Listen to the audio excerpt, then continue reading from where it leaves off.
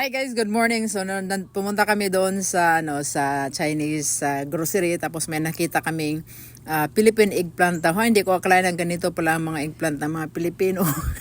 Kaya char. Kaya nakakagulat. Ito naman ay Indian eggplant. 'Yun ang sabi diyan sa egg.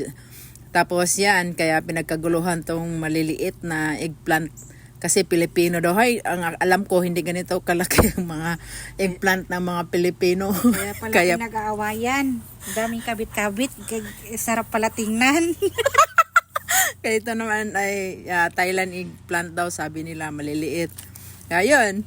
Okay. Good luck sa shallot na sibuyas. Ito ay nagpaiyak ng pag ikaw na hinihiwa mo to.